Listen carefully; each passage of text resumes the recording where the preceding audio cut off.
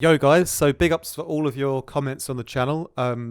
It's been great to hear from some of you, and someone has left a comment fairly recently, talking about subtractive EQ, sorry, or additive EQ, and the subscriber was saying that they like to use subtractive EQ to mix at a high volume, which is great and correct, and then use subtractive EQ to clear out more space in the mix, so to get rid of muddiness and things like that. And so that in itself as a concept is false. So you don't need to rely more on subtractive EQing for a cleaner sound. So when it comes to EQing, you can really do both additive or subtractive. But also, firstly, the first point to make is that EQing itself is, in an ideal scenario, the sound you're working on doesn't need to be EQ'd because it's already perfect, So in an ideal scenario, you don't have to EQ anything, okay? But obviously in reality, there are sounds that, will need some EQing. And so with sounds that need EQing, bear with me here, stick with me here. I'm talking like really basic level concepts, but it's important that you guys understand it all, right?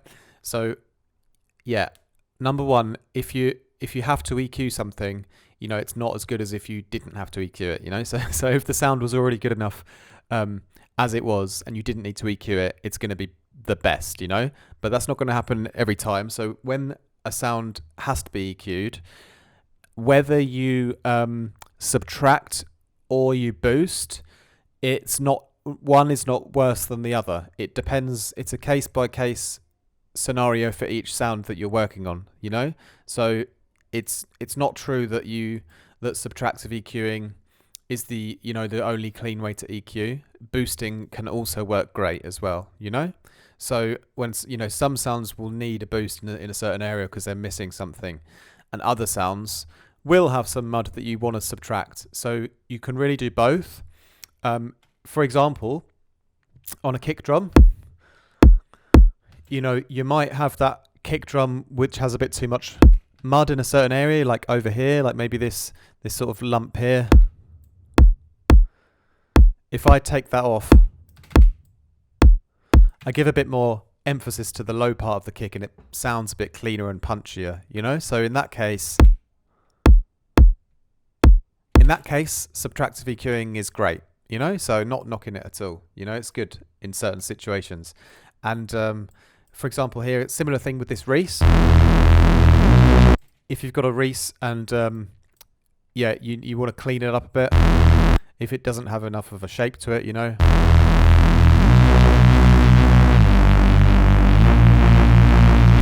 it might sound better in your mix when you subtract some frequencies in the mid range to give it a bit more of a shape,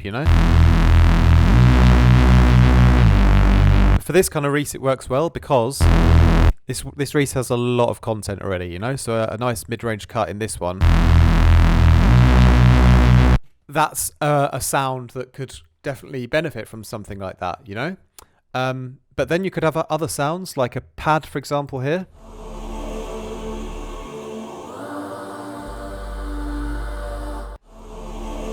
And maybe this pad, it's a bit of a kind of droney, darker pad, and it might not have enough presence in your mix, And so you might want to boost the high end on something like this.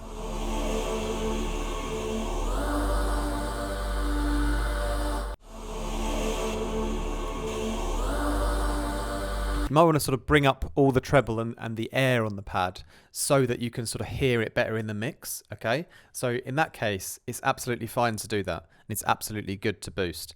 And you can actually, the most important thing is it's a case-by-case thing for each sound, depends what the sound needs.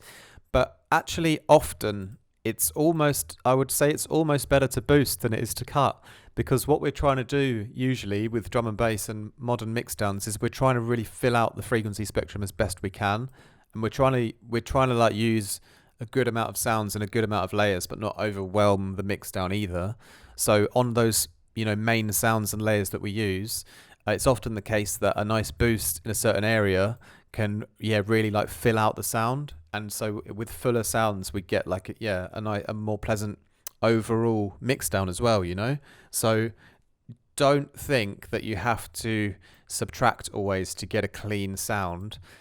You definitely want to be boosting as well. Like you will want to be boosting in a lot of your sounds, because some of your sounds, like vocals, for example, or leads, they'll have frequencies where they're kind of lacking, and then they lack like complete fullness, which makes them sound good. So don't think that you only need to subtract. You do need to subtract on certain sounds, and you definitely need to boost on other sounds. Okay, so it's a healthy amount of both, case by case scenario, depending on the sound you're working on. But in all of my tracks, I will definitely be boosting a lot on an EQ in certain areas. You know, it's really important. So that's just that kind of myth cleared up, because I remember this myth from when I started producing as well. I remember that it was like a thing that your mix down's going to be cleaner if you only use subtractive EQ, and yeah, in reality, that's just not very helpful, because you have a lot of sounds in your mix that actually need extra frequencies in certain areas that you'll have to boost if you want like really full, you know, banging sounds. So hopefully that clears things up for you guys. Again, much love and respect, and thanks for supporting me. And leave a like and a comment down below. Share the video, subscribe if you're new, and check out the video description links for my Patreon, preset packs, one-on-one lessons, and mastering services. All right, ciao for now.